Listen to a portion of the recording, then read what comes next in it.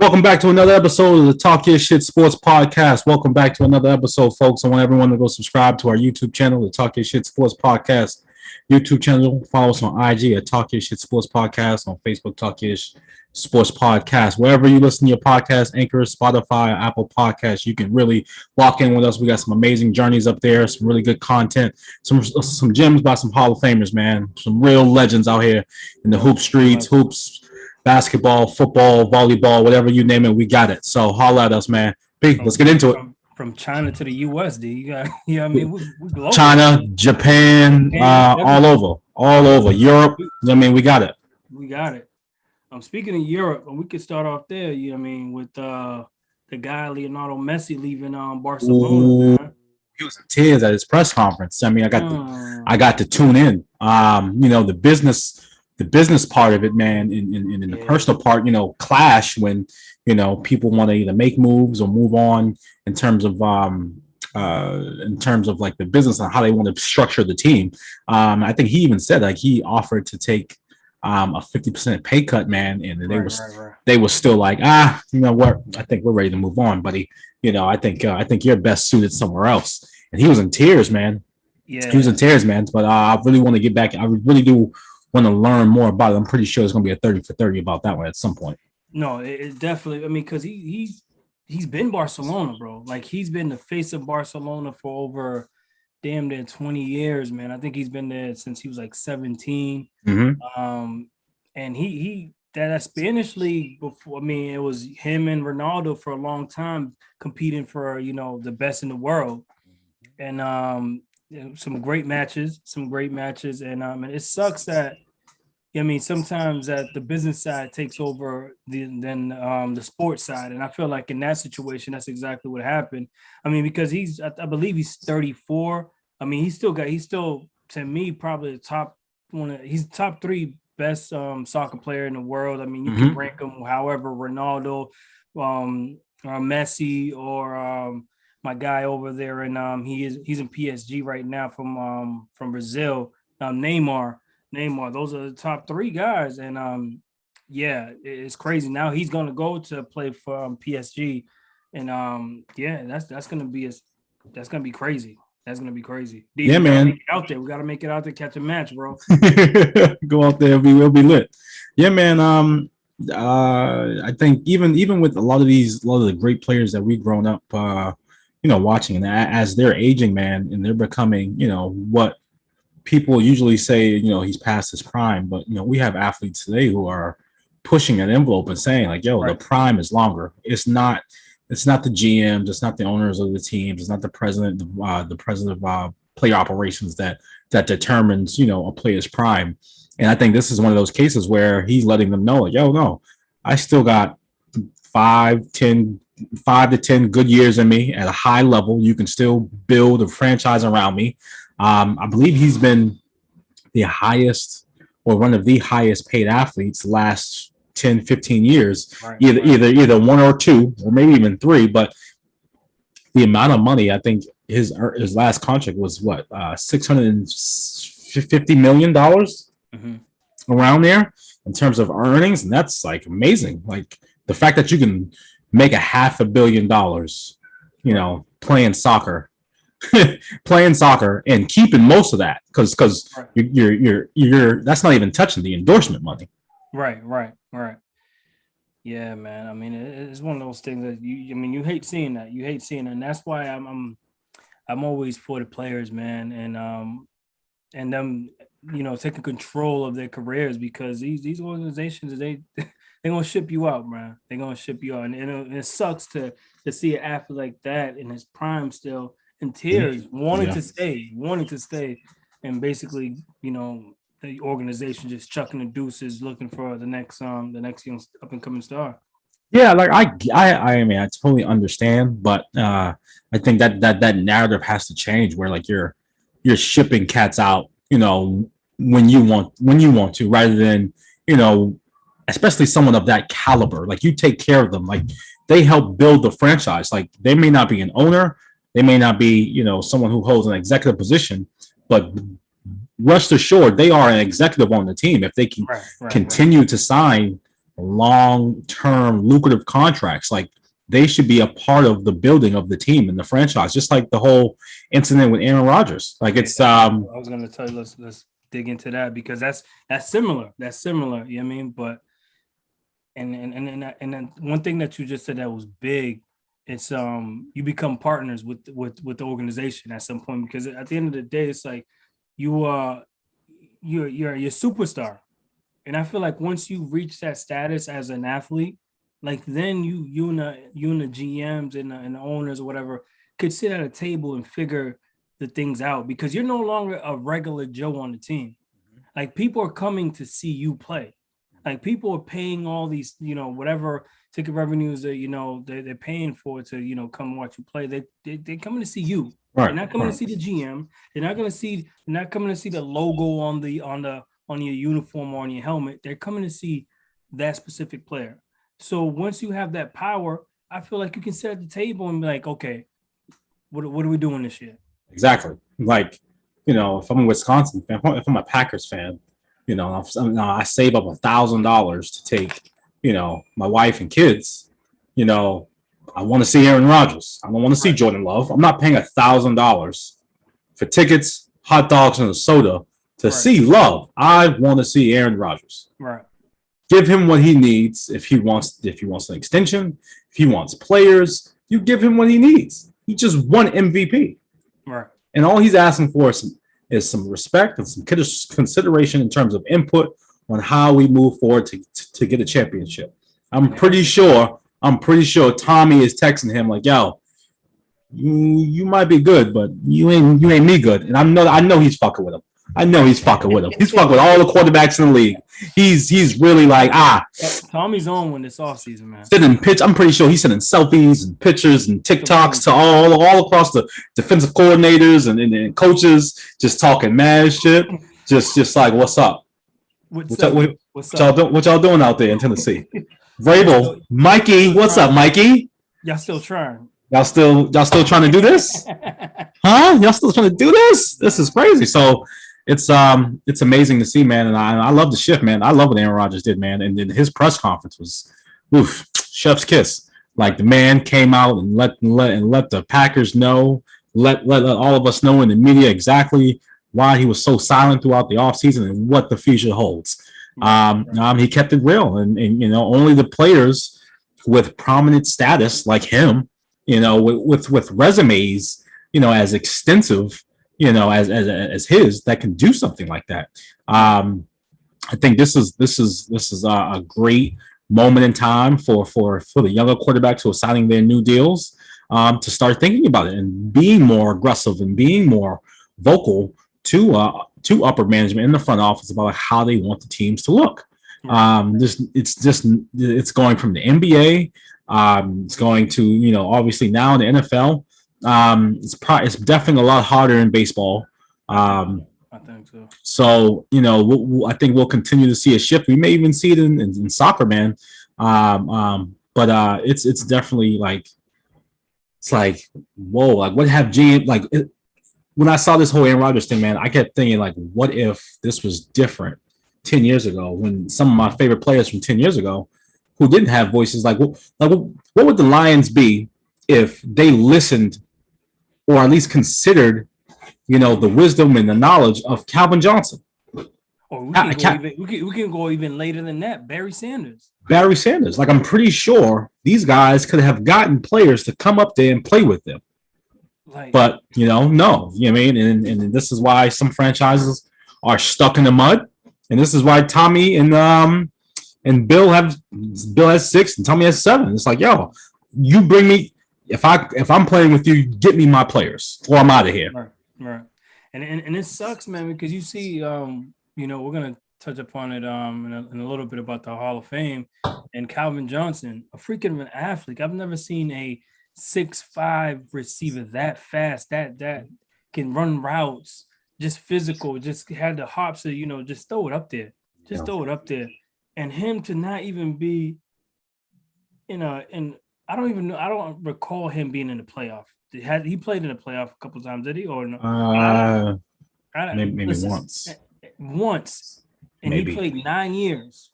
Yeah, it's nasty. 9 years and you only been to the playoff once or twice. A That's player of his caliber should be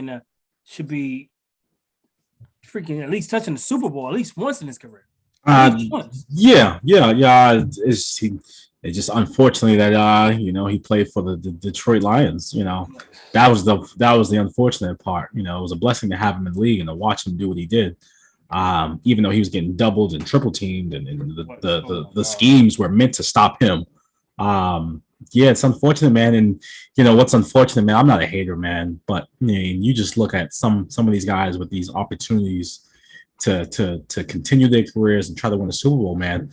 Like I find it highly offensive. Not highly. I mean, things happen. You can't control it, but the fact that Stafford is a Los Angeles Ram with one of the most innovative offensive coaches that we've seen in a long time.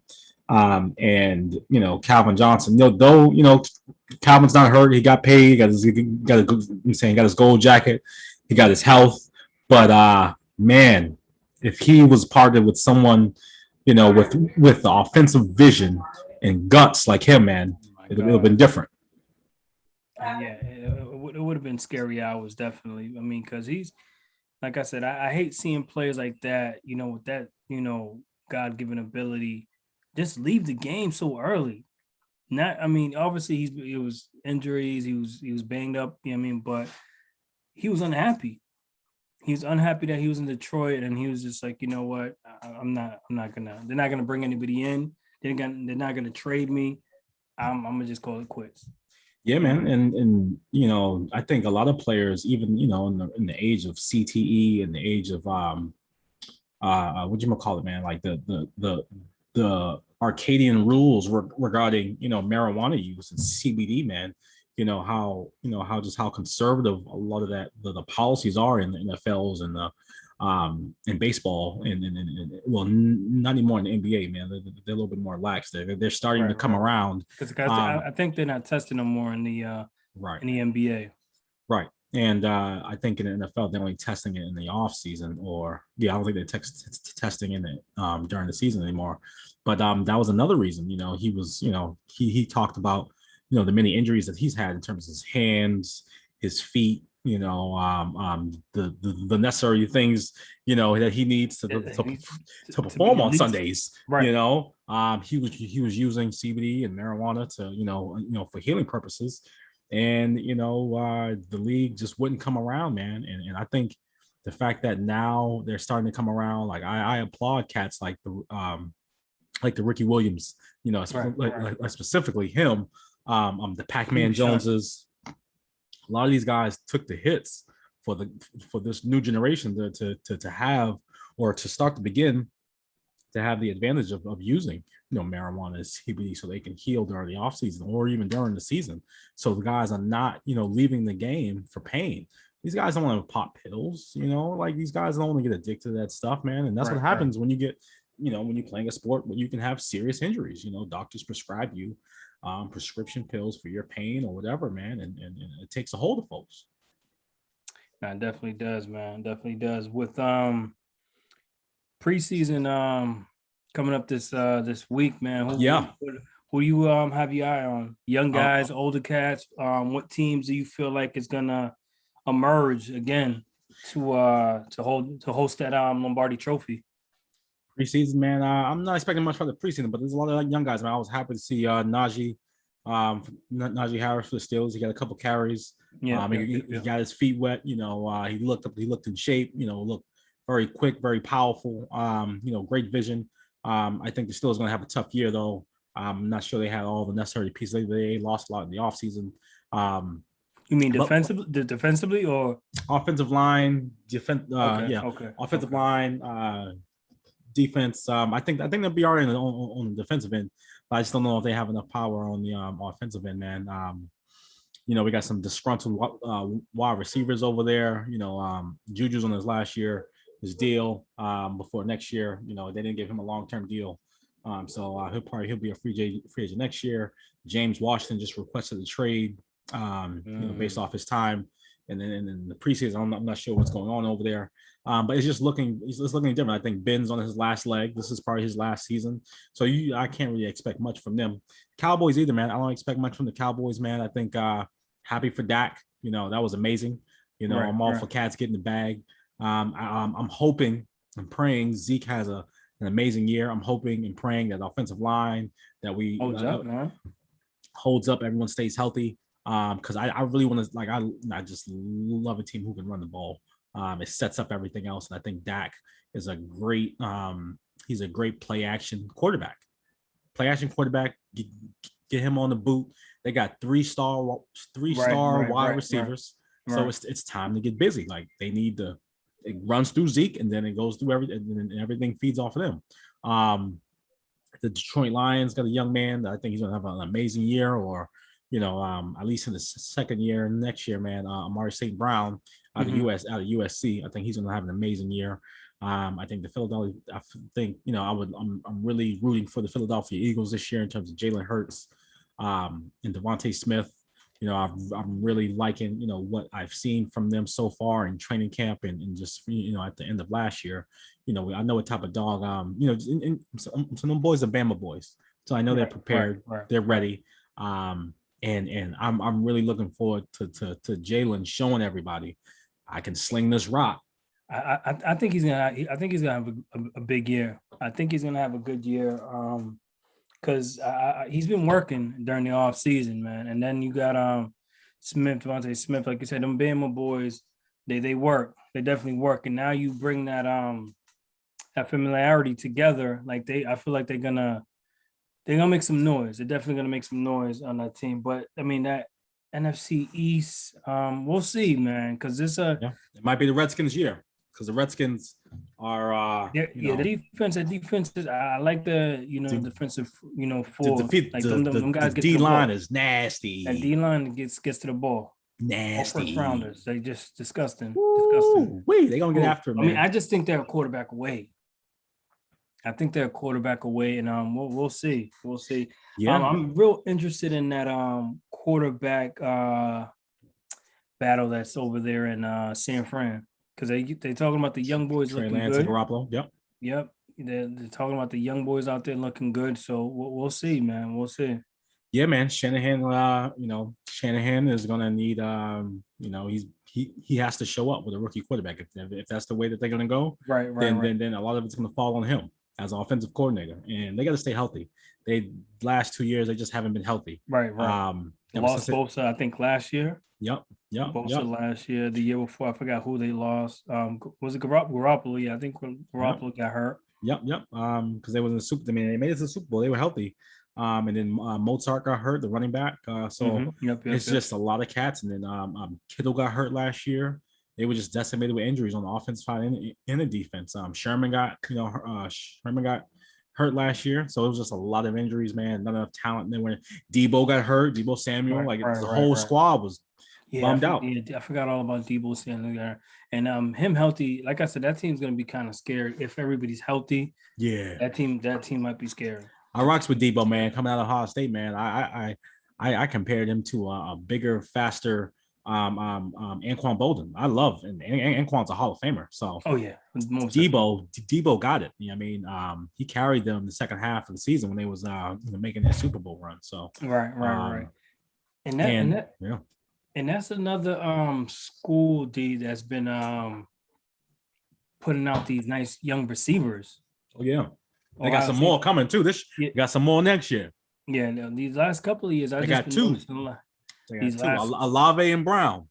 Right. Coming out in the first round. They've been, producing these nice, young receivers, man. Shout out to he's from Ohio State. He just retired this year. What's our guy? From what team? He played for Ohio State. He played in a couple of teams. Oh, Ted Ginn. Ted Ginn played Teddy. I think he has a ring. Maybe could be with Saints.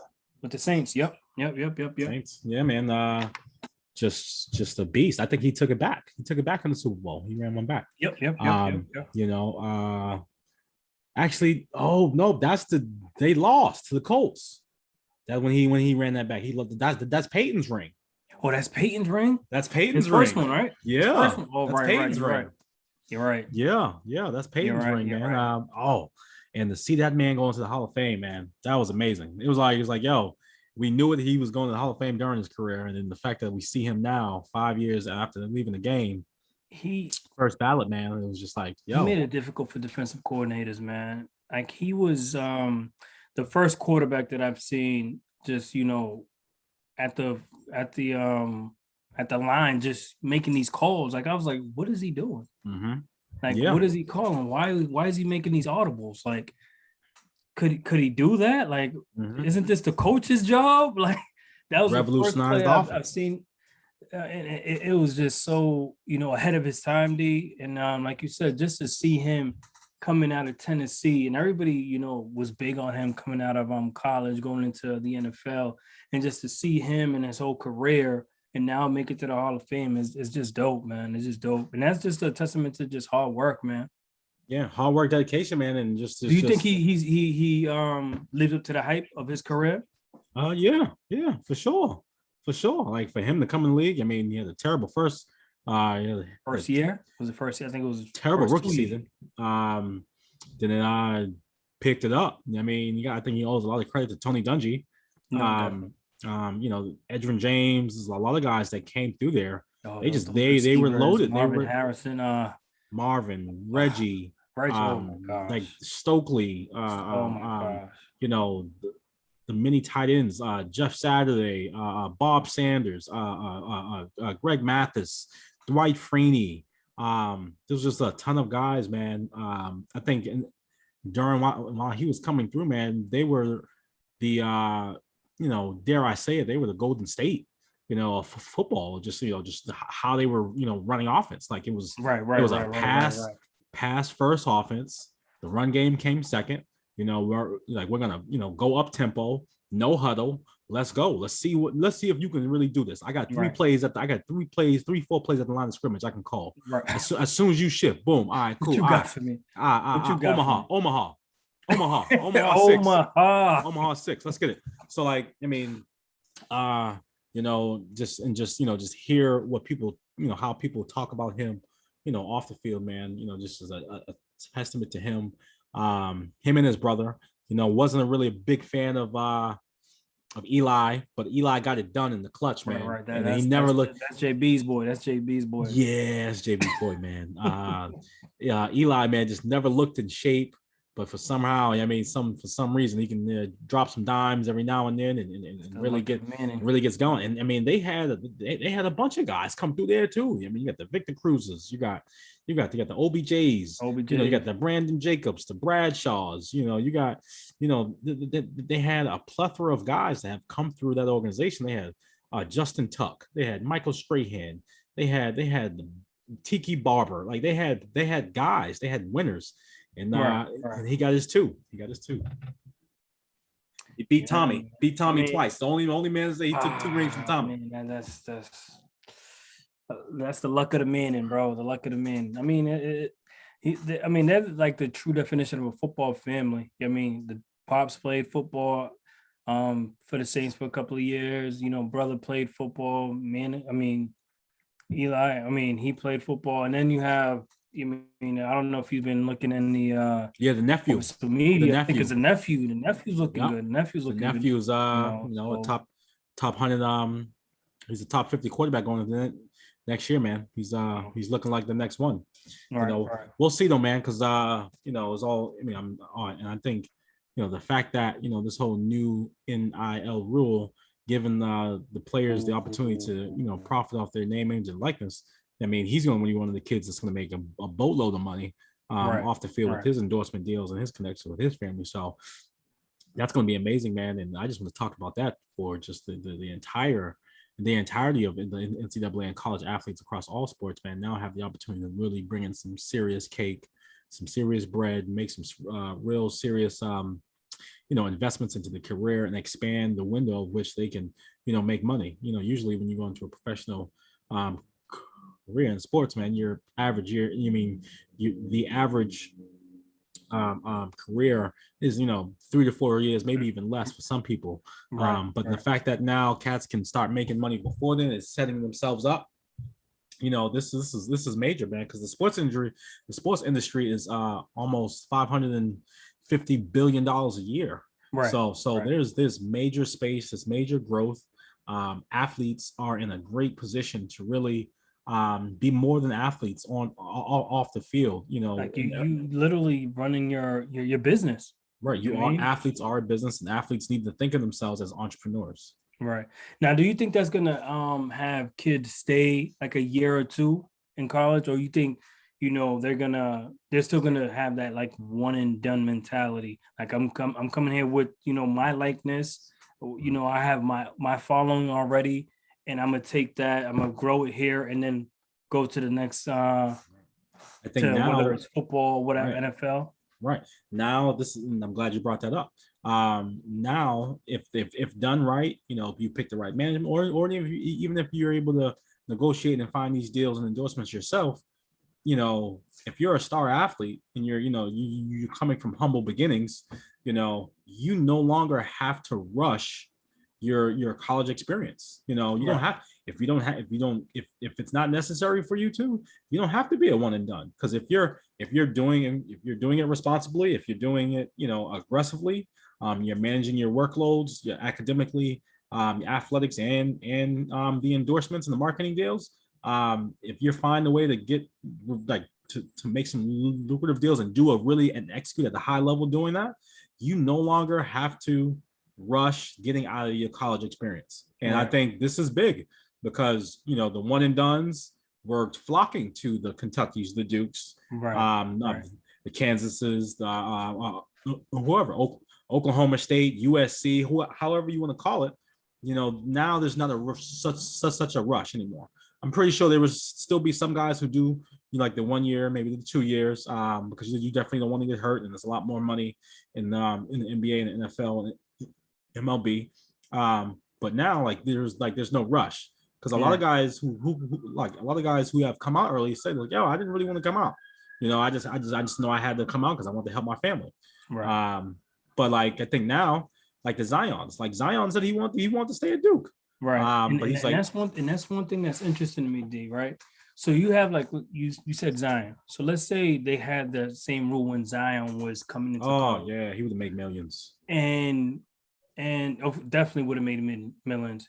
And he didn't like the, obviously you have the mock draft and all that stuff, and then you get the ping pongs and all that stuff. And he knew that I don't want to go to New Orleans. I'm making money right now in college. Let me just wait it out. Yep. Let me just wait it out. Because I feel like a lot of people is going to start looking at that. Yep. Like, okay, I don't want to go to that organization just because they're not ran well.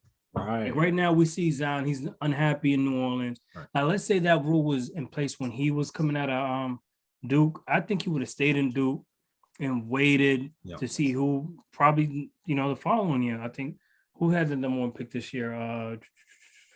Detroit. Maybe he probably would like Detroit. He would have been like, okay, I'll come out.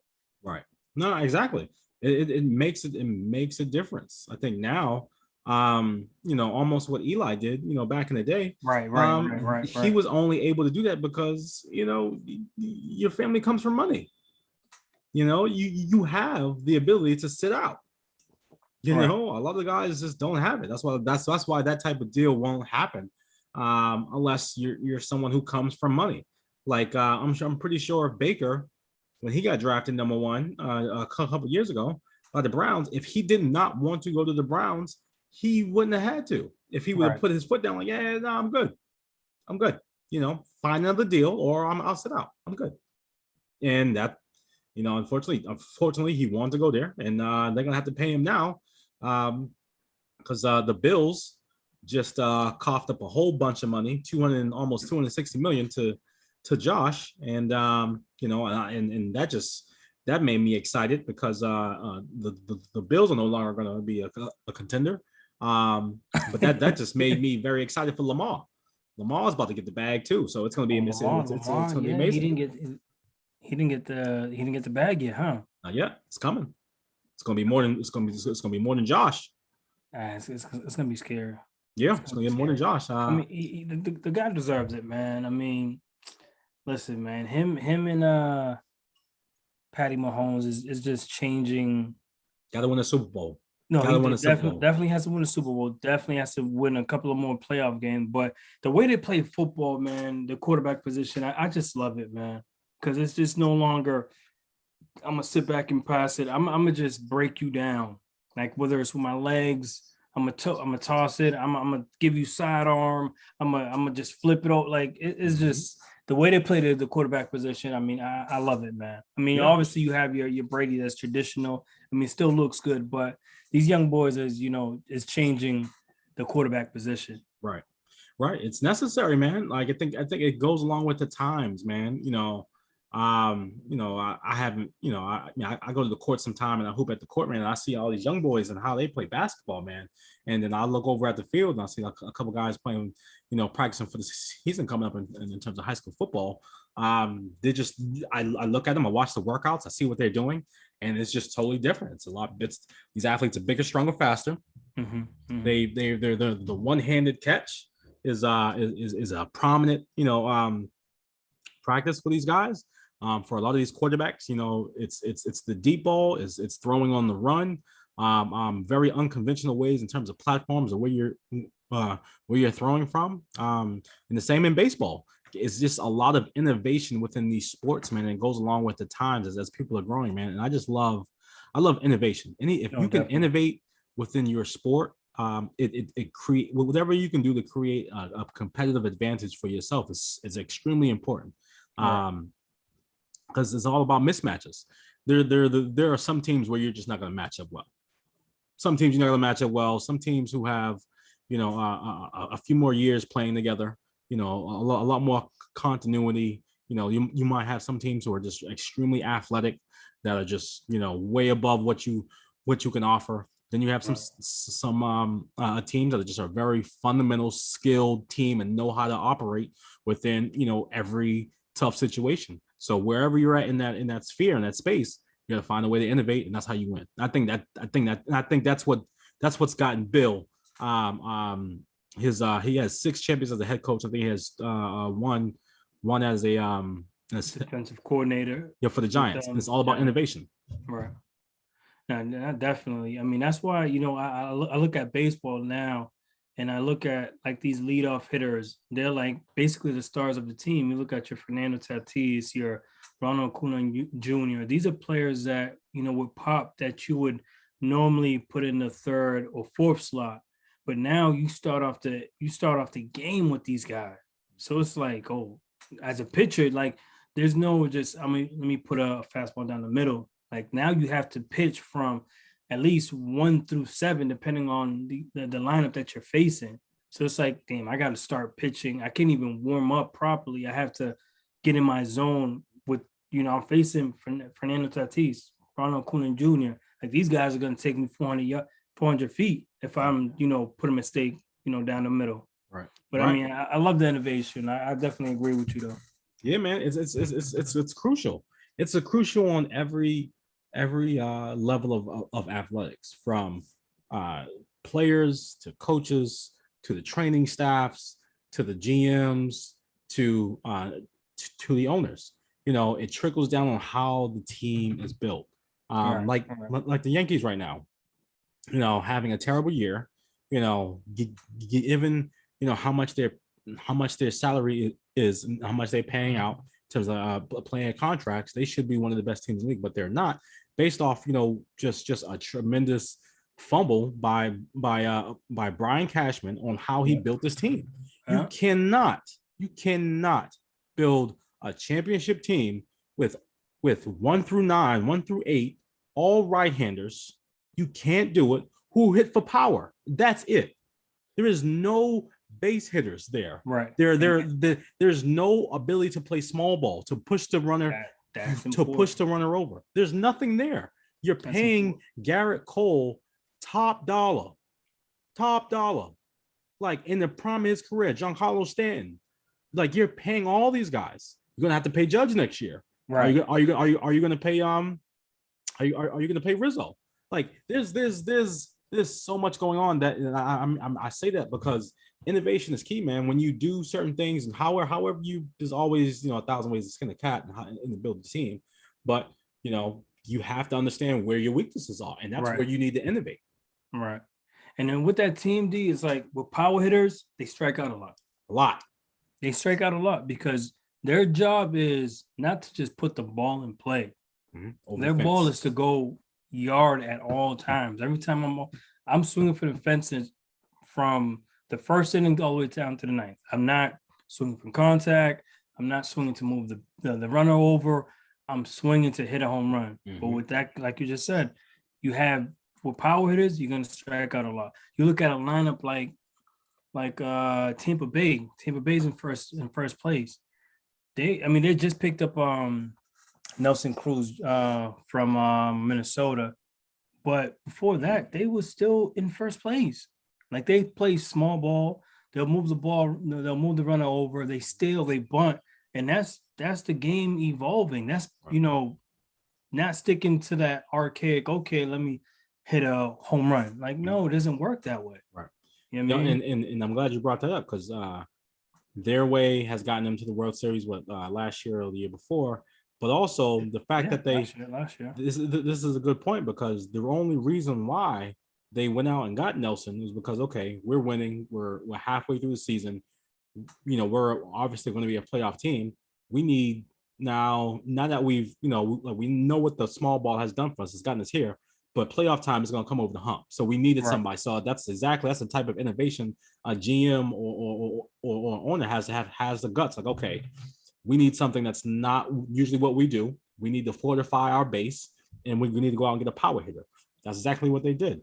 I'm not sure why they felt like they needed to get rid of Snell, last year.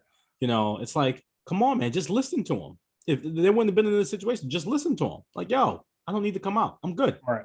I'm a dog. I'm an ace. Right. I got it. I'm a Cy Young winner.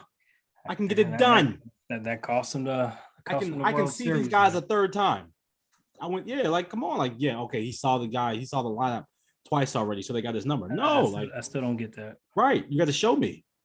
I'm a man just like that man. If he hasn't hit me yet, he's not gonna hit me the third time. Put me back out there.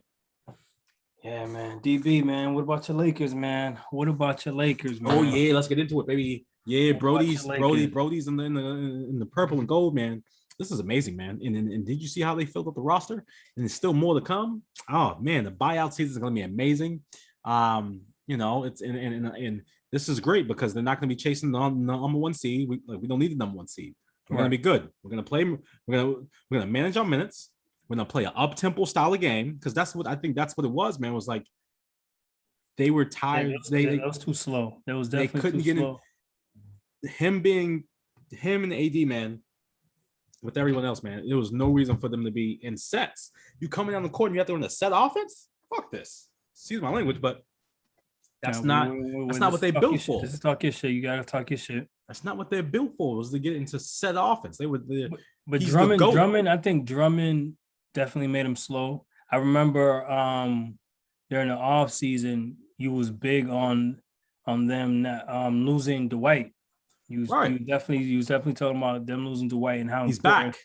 Right, he's back. He's back, baby. So now you can run that up and down the court because he still can run. He's still a dog. Right, he still can run. So now you can start him at the 5 for now because I don't know what other big you would start. They got Gasol, man. They got to get rid of him. I don't understand why they brought him in.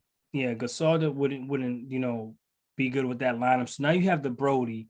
Mm-hmm. I think they're gonna start Malik Monk at the 2. Then you have Braun. Nah, you can't stop Monk. I know that's your man. I was highly pissed off, but I understood why because they're gonna need some timely shooting. And I think who's gonna be a 2 then? I think this is what do you mean? Man, I gotta look at the roster again. But what's the other guard? Horton. Taylor Horton. So you'll start him? Okay. Yeah, you have to. Monk hasn't earned that yet. He has to come off the bench. But I think this is him playing. I think I was pissed off, but I was like, okay, you got to give people a chance. So I think this is going to help him develop. I don't think he's gonna work. I think right now he's in the gym. I think LeBron has put him on a strict training development all the way until training camp. This is what you do, bro.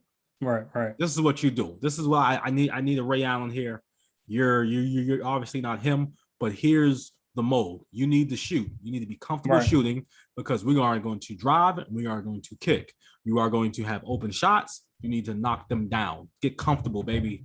I think that's what I think. I think because coming out, he was a shooter. He was a shooter. He was a shooter. That's why he was a top 10 pick. He was a shooter.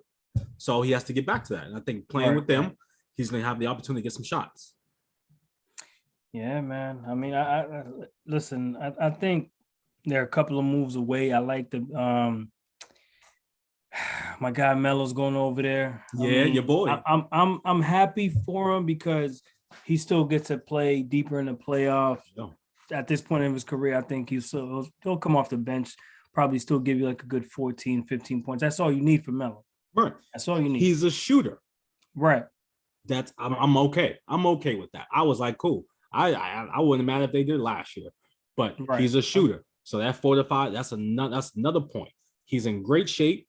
He's a rebound. He's a big rebounder. You need extra possessions. He's not scared of the board, and he's going to shoot. Right. And if you double AD or if you double LeBron, he'll be on the other side and he'll go to work.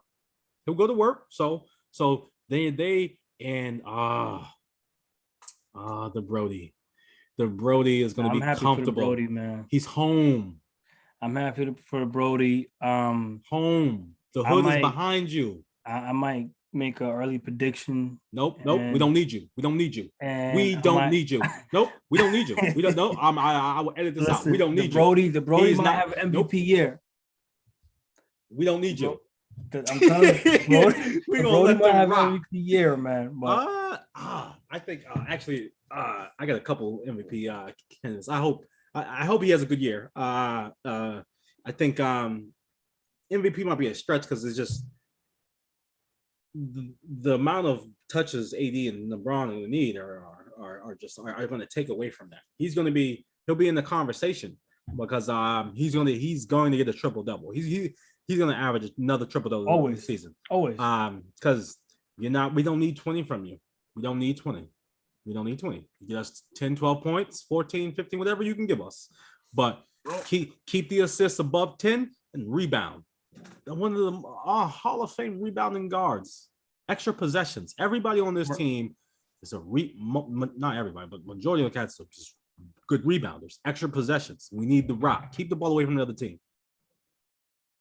Yeah, it's gonna be a good season, man. That's and this is why I love the NBA because every off season they always keep us on our toes, man. I mean, Chicago might have a good team. I mean, I don't know about good. I think it was just a lot of shit thrown together. It's gonna be I'm going to watch Levine and DeRozan. I'm gonna watch those games because I like to see at some point I think a lot of teams are gonna move to it. I think if it does well, if it has some glimpses, a lot of teams are gonna move into this space where you're starting 3, 2, 3, maybe even 4 really big guards. And in moving in that way, in terms of the small ball, it's starting to revolutionize how guys play offense. Imagine it was a nightmare for Scotty and Mike to be on the court together, really big ass guards. But now these guys are dunkers. They're shooters. And they have a whole bunch of young talent there, man. With Kobe, your guy out of Kobe White. They're gonna have Kobe White coming off the bench. They got some guys, man. Zoe's over there. Lonzo's gonna have a great year. I love his game. Vukovic from Orlando. They got a good squad. They got to do the work to put it together. And it's gonna be interesting to watch them learn how to win against the Brooklyns. Giannis, how they match up with Giannis, man, and it's gonna be interesting, man. I'm surprised they didn't do too much in the offseason, man. My guy PJ Tucker, he left him to Miami. Miami kind of reloaded with Kyle Lowry and PJ Tucker and them guys. So that's gonna be interesting. Jimmy just signed an extension. So he'll be there for another 4 to 5 years. Oh, yep. Bam got his money last season. He got over 120. So they're Tyler Hero. I mean, was it Duncan Robinson? He got paid. He's a shooter. He got to show up this season to earn that money. But they're in a great spot, man, because they definitely underperformed this year. Yeah, man. I mean, it was. I mean, coming off of that, The boat making run. it to the finals, and Yeah. them boys not showing up. Yep.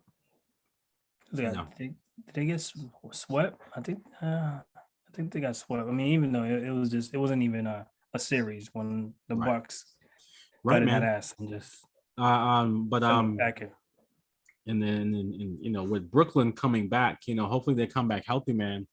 But man, I think the league is in for the East is going to be very exciting, man, because the way KD balled in the playoffs, the way he's balled in these Olympics, he's got his legs back. I think that's dangerous. He got his legs back. Dangerous. He's in rhythm. He's playing like he found the love of the game again. He's not. I mean, he's still on social media. So, but like, I think that's a lot less of the pressure that he's putting on himself by interacting with all these folks in the media and on social media. I think he's found the love again. He just signed a big max extension. He's not going to stay with Brooklyn, so he got the bag, and he's hooping and playing in these Olympics, man. Playing with Dame, Zach, playing with Booker, all these guys, all the top guys, Drew, Middleton. I think he's gotten the love of the game back, man. Playing, especially, he's one of the guys like he just needs to play with the best players, man, and it brings out the best in him. Right. That's amazing, man.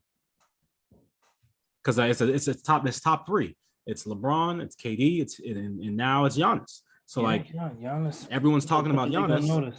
KD's like, all right, cool. Now, you got your championship. Yep, I got my gold. And we coming. And I think this year, I think the person who has the most to prove in the league is James Harden. And I think KD's going to help bring the best out of him in Brooklyn. So I'm hoping James comes back with the fire in his belly and not no turkey legs and really get after it. Brooklyn in the finals, man. Brooklyn 4. Brooklyn. Yeah. I like that for you. Yeah, I want you to pick them. I want you to pick them. Good. Thank you. Yeah. Brooklyn in 4, y'all. Yeah, peace at Brooklyn in 4. That's awesome. Brooklyn in 4, man. Sweeping whoever decides to show up. Whoever decides to show up. It's gonna be interesting, man, because they need hopefully Joe Harris to come back and have a better season, man. And I think Steve Nash, man, hope he's able to turn whatever he's learned this year of coaching these high performing Hall of Fame athletes, man. These players, man, because that was an amazing opportunity that he got that a lot of people don't get. So hopefully whatever he's learned, he's gotten better. I think KD gets better when his coaches are good, like when his coaches get better. Steve Kerr had coached, won a championship without him. He was able to develop, playing with the Splash, coaching the Splash Bros, Iguodala, Draymond. So he got that experience. Now, even when we talk about them, like they're coming back healthy. They're coming back healthy. Draymond got his bag last year. Steph won his scoring title. Yeah, I mean, Clay. I don't know if you follow Clay, but Clay's hungry. Clay's in the gym. Listen, he has something to prove. Yeah, he's coming. He's coming with some fire, and I can't wait. I like Clay, man, as comeback player of the year, man. Comeback player of the year, all-star, all that, man. Just a premier shooter. And the reason why I love Clay, man, he's one of those players that respects the game, is a historian of the game, and is a top-notch competitor in this league. And I think even when he got hurt, we saw it. The other players around the league showed him mad love, mad respect, man. Was like, yo, we need you back in this league. Because it was just different. It was a different feel without them boys, the Splash Brothers. It was a different feel. Listen, they're gonna put the league on notice next year. I hope so. I think both of them are coming back with something to prove. Right. Y'all must have forgot. Must have. Yeah, I must have forgot. So Must have. it's gonna be scary. It's gonna be scary. What they do, and I think bringing back the young boy Wiseman, because They'll he come got back hurt healthy. Yep. last year, They'll come back and I healthy. think because he started off the season well, then got lost his confidence a little, lost his starting job, but I think another year he's gonna come back a little bit more confident, and then you have Draymond is still gonna instill that dog in you, and now you put Clay in the mix. It's gonna be scary. It's gonna be scary, and they still have the guy Wiggins. Yep. I mean, they got the guy Wiggins who had a good year next year, so they're gonna be a tough out. They're definitely gonna be a tough out. They're gonna be extremely tough. But the West is the West, man. And on any given night, And we can Cats, lose. it's a war. Like you can it's a toss up on who's gonna win these games, man. And speaking of the West, man, I'm hoping now that Carmelo's kind of departed from he's definitely he's on the Lakers now. CJ is still coming back from an injury.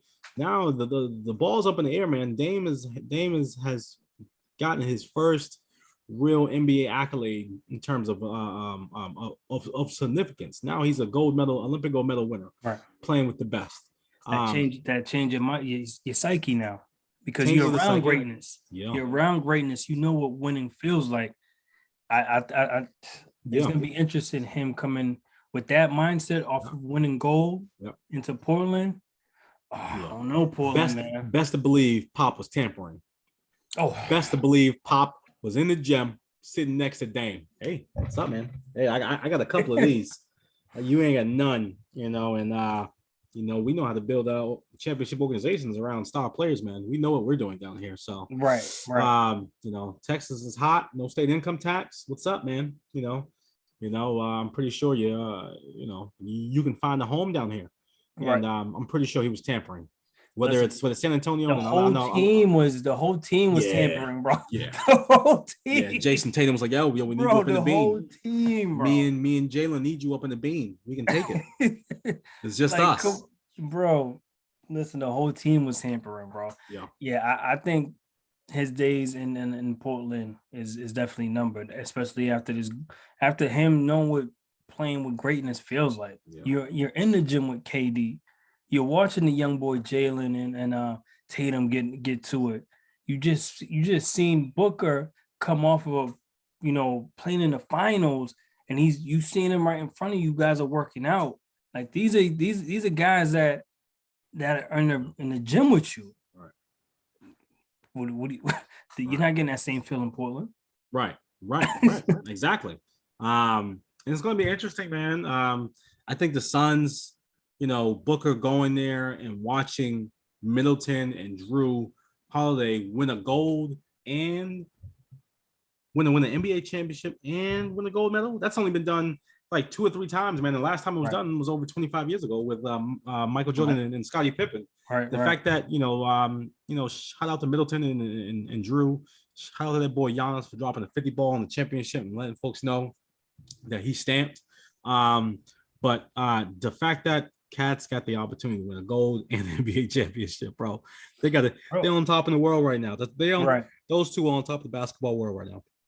Right, like that it doesn't get any higher than that. No, what can someone tell me? Bro, I got max deals over 100 million, and I have gold. I'm sitting like this with 2, you know what I mean, with a medal and a ring and 100 mil. What's up? I've climbed the pinnacle of professional basketball. What's up? And you can't tell me nothing. Can't tell Cats nothing, man. And but this is the beauty of it, man. Because like when you win championships, what do you look? People are always watching what you look like the next year. Are you content, or are you still is that fire still burning?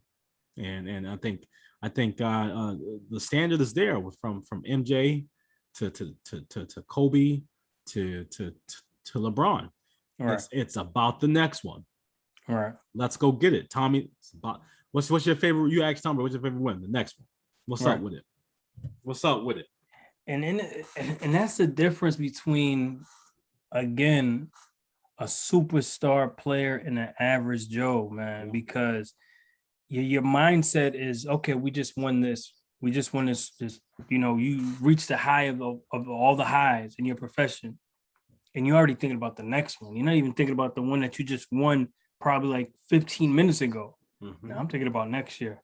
Yeah. I'm about to go in the gym after this and work on my craft again. I'm about to go watch some film. Like what, you just won a NBA Finals. You just won the Super Bowl. You just won a World Series. It's all about being great at the sport. I mean, some cats just get complacent after a while. You know what I mean? Cats on, and in baseball you had the Jeters. Like that's why Jeter, he wasn't the biggest power hitter, wasn't the sexiest player on the field, but he was the captain of the Yankee team, and he put in work when work needed to be done in the playoffs, in the World Series, big games, making big catches, making cats like A-Rod that was a bigger name than him look small. Like it was just crazy, man. It was just crazy. But now I love that mentality, man. And I feel like if you play sports, if you any kind of sport, that's the mindset that you should have. No, exactly. And I think seeing a lot of these guys at the end of their careers, or on the back end of their careers, like the LeBrons, the Bradys, who else is in the league that's always chasing the ring? Now that Steph's on the back end of his career, you got the Andre Iguodala's, you got a lot of these cats who are on the back end, the Blake Griffins, the Andre Jordans, the Chris Pauls of the world. A lot of these guys are 10 plus years in, the Dwight Howards, and how they go out there and attack the game, man. It's very important that these young kids get to watch this. Like, yo, this is how winning at the professional level is. Like, you got to really, it has to really burn deep, man. And I think a lot of these guys are getting to understand that now, man. Even though a lot of the perks of playing sports, there's a lot of perks, there's a lot of endorsements. There's a lot that goes on that creates the celebrity, of a superstar athlete, man. But the fact that these guys get to see a lot of these great ones, really, like, it's all or nothing. You have to sacrifice the family time. You have to sacrifice, what you eat. You get Tom Brady eating avocado ice cream and eating I don't even know what that tastes like. So like a lot of these guys are really torturing themselves, man, like in order to chase the ring and chase the bag, and it's amazing to see. All right, no, I agree, man. Yeah, man. I think we covered a lot, P, man. What do you want to leave the people with tonight? Tonight, man, let me see what I got, man, for the people.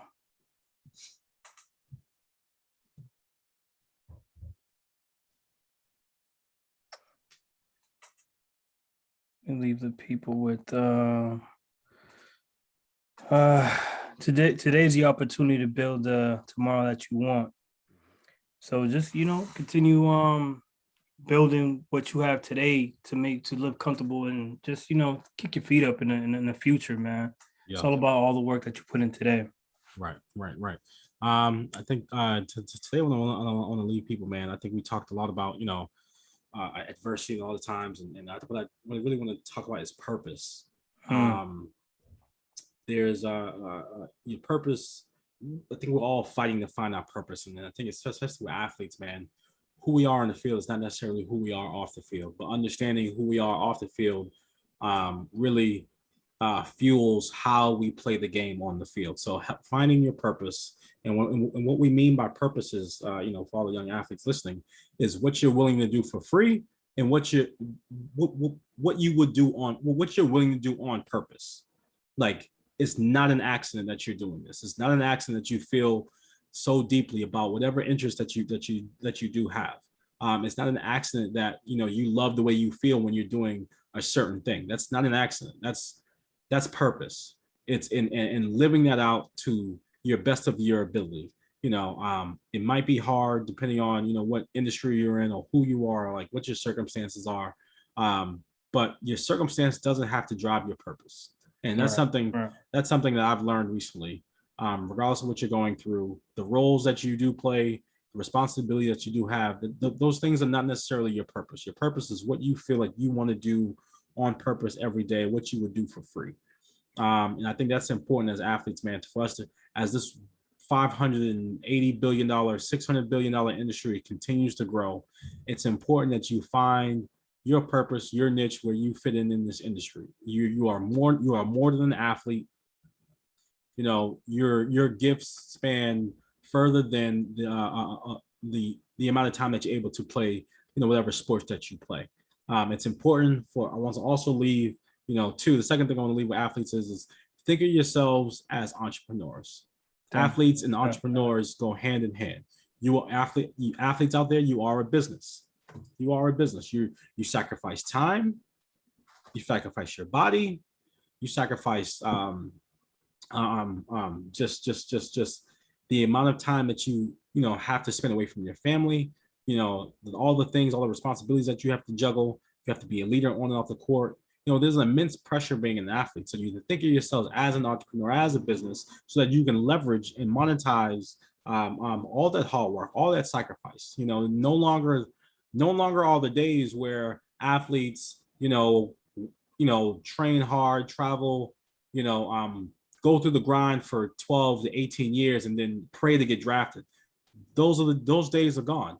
You now, with this new rule, the NIL rule, allowing players to profit off their name, image, and likeness, this is your time. This is your time for not only you, and your family. It's very important that we figure out ways, platform services, to really educate, you know, athletes and families now on how to move forward with, you know, leveraging their name, image, and likeness, and getting, you know, marketing and endorsement deals. That's where we're at right now. Athletes have an incredible opportunity, and we need to really hop on this in this space. So I want to thank everyone for tuning in to this week's episode of the Talk Your Shit Sports Podcast. Subscribe to our YouTube channel, the Talk Your Shit Sports Podcast YouTube channel. Follow us on IG at Talk Your Shit Sports Podcast, on Facebook, Talk Your Shit Sports Podcast. You know, wherever you listen to the podcast, really lock in with us on Anchor, Spotify, and Apple Podcasts, man. Really catch up with us, man. We got a lot of dope. We got some heat, P. We got a lot of dope journeys. You know, hoopers, volleyball players from D2 schools, D1 schools, athletes that have gone overseas, playing ball in Europe, playing ball in Japan. Guys who just, you know, love the sport now and play in rec leagues and during the summer and club leagues, really getting after. We got guys who are doing playing in HBCUs, playing doing college development, just in the media now. So really go ahead and lock in with us. We got a lot of these guys, coaches, trainers, current and former athletes, man, really spitting a lot of gems. And if you're looking for some guidance, some mentorship, you don't really know where to go, you don't really have anyone, we hope that our goal is with these episodes that these can serve as those touching points for some mentorship, some guidance for folks that you can reach out to. And you can reach out to us and we can connect you with all our guests. And then they're so willing, they're so accessible to our younger athletes and all our younger athletes, younger coaches, younger trainers. If you're looking for these guys, we can plug you, or you can just go on our Instagram page and plug yourself and really get after it. We're a family. You know, we support all athletes, all journeys, man, because all journeys matter. I want to thank everyone. Go ahead, Pete, what you got? One thing. This weekend, man, we're pulling up to the Crew Love. So that's the one thing that I definitely want to plug in this weekend, man. Lock in with us, man. Lock in with the Crew Love. Crew Love's tournaments on the 14 and the 15. Yep, this weekend. It's going down. Pull up. You're gonna see me and D talking our shit on the sideline. Let's get it. It should be a good event, man. Definitely should be a good event. Let's get it. And we out.